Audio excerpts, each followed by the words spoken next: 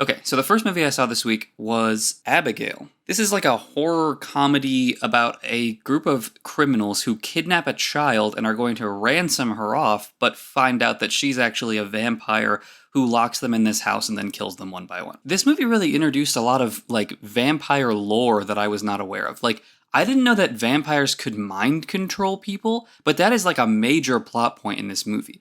I guess it adds like a little bit of tension or whatever, because when Abigail bites somebody, they can become a vampire. Now the group has to worry about fighting them too. But at the end, it kind of gets really stupid where everybody is trying to mind control everybody else. And I don't know why you would want to mind control any of the characters in this movie, because they're all really dumb.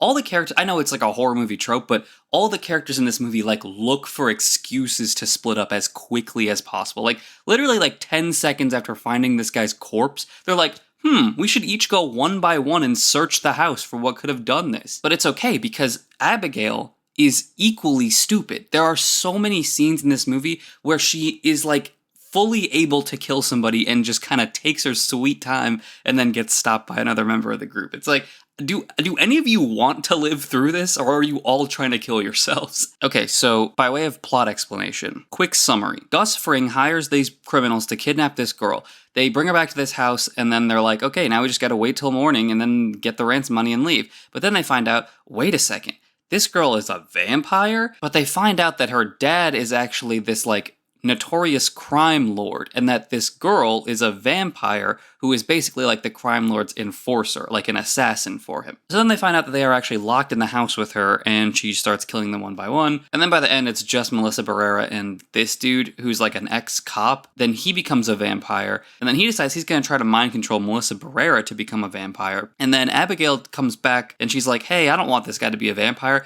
If we team up, we can kill him, and then I'll let you go. So then they do that. And then Melissa Barrera is about to go, but then Abigail's dad just kind of shows up out of nowhere, and he's like, I'm also a vampire. And then Melissa Barrera is like, cool. And then the dad is like, okay, you can go. And then she leaves. I have complaints about this movie, but I have to say, first of all, the acting is actually really good. I've never seen the girl who plays Abigail in anything else, but she does a great job. Melissa Barrera as the main character is like really, really good. The practical effects team, they went above and beyond for this shit. File under things about vampires that I did not know. I feel like in other vampire interpretations, when they're hit by sunlight, they kind of like sizzle a little bit. They're like, oh god, it burns. When vampires get hit by sunlight in this movie, they fucking explode. And it looks really good. Everybody gets just like completely drenched in blood.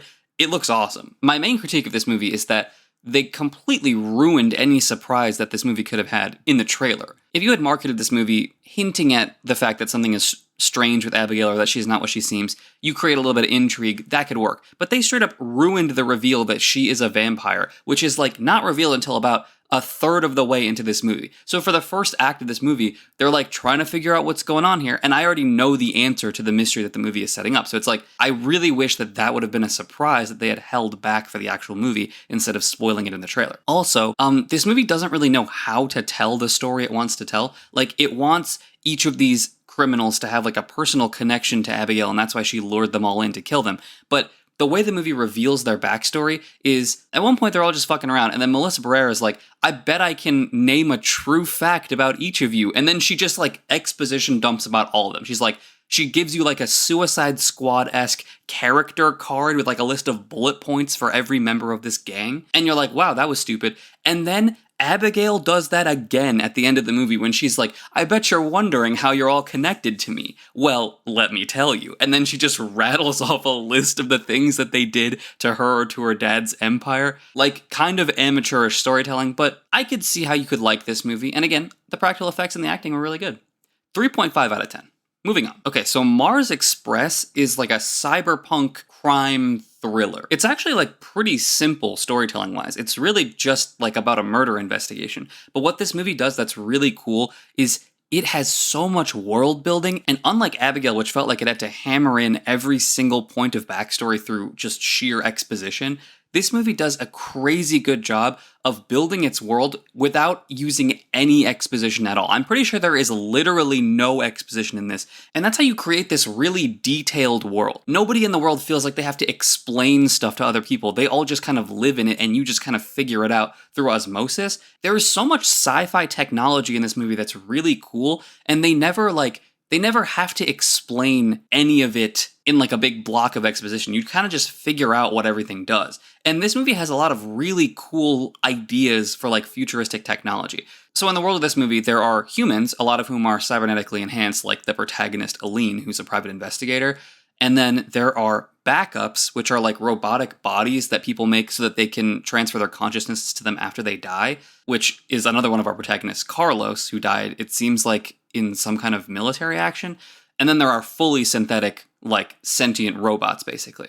And there's this thing called jailbreaking that's, like, really dangerous because these robots are constrained by rules that make it so that they can't hurt humans, but jailbreaking them makes them fully free. Like, there are no directives that they have to follow. So it seems like there's this, like, rebel movement that is dedicated to trying to jailbreak as many of these robots as possible, and it's highly illegal, so they're kind of an underground movement. And it's not just the robots. There are so many little, like, cool pieces of technology that are interesting in this world. Like, they go to this place called a brain farm, where corporations will hire smart people to farm out their cognitive power to work on projects for these corporations, and then they'll erase their memories so that they don't get any corporate secrets or like retain any knowledge of what they were working on. It was really cool to just kind of get lost in the world of this movie, but I have to say the plot was a little bit less than satisfying. It felt like it was a story with a bunch of really interesting pieces all centered around the technology and the world that the movie worked really hard to build up, but the pieces never really fit together cleanly. Like, I saw kind of what they were trying to do, and I'm being very vague about this because this is a movie that I actually don't want to spoil. I think you should watch this movie, and it will be a worse experience if I spoil it for you. So I'm not going to be too specific about the ending, but I just felt like the pieces never come together in a really clean way. 6.25. The Fall Guy is probably the movie that you've seen the most promotional material for out of any of these three. I feel like this is probably like one of the most heavily advertised movies out right now. And if somehow you've missed all the trailers for this movie, it's like a romantic comedy with Ryan Gosling and Emily Blunt about a stunt guy who has to investigate the disappearance of the lead actor that he's doubling for in order to win the affections of his love interest, who is the director of the movie. The director and Ryan Gosling come on before the movie starts to kind of thank everybody for coming to the movie, and they talk about how this movie is a love letter to stunt performing, and in that sense, it actually is really good. Like, all the stunt work is amazing. And they use a lot of practical effects. I would say that there wasn't a single effect that looked unreal. So if they did use VFX for some of this stuff, they made it really good. And I know for a fact, for most of these, it was all done on camera. Like, all the car crashes look so good because you can see that they actually happened with, like, real cars. The soundtrack was surprisingly good. It feels like since Guardians of the Galaxy, every movie is trying to do, like, the nostalgic 80s music to really amp up the action. But I found that few movies know how to do it right, and this movie kind of gets it. Like, all the songs feel correctly matched to what's happening on screen, which is, like, not something you can say for, like, Suicide Squad, for example. And they put a Phil Collins song in here. Yeah, extra half point instantly to any movie that wants to use Phil Collins in the soundtrack. Especially a soulful little tune like Against All Odds. I mean, come on now. How can I not like this movie? Also, all the fight choreography in this movie is really good. But, like, plot-wise, it's like, how did all the stuntmen become expert MMA fighters? Like, this dude is kicking so much ass. Where did he learn to do this? Is this a thing? Are all stuntmen just trained to be expert killers? Or is this movie just like, fuck it? I will say it is too long. Like, this movie is 2 hours long, and there's probably about 90 minutes of story to tell. You can really tell in about the middle third that it's kind of struggling to keep its wheels spinning. It doesn't really know where it's going, but it kind of all comes back together at the end. Ultimately, a completely weightless but fun movie. You'll enjoy it. 5.25. Well, those are all the movies I watched, so I will see you next Tuesday.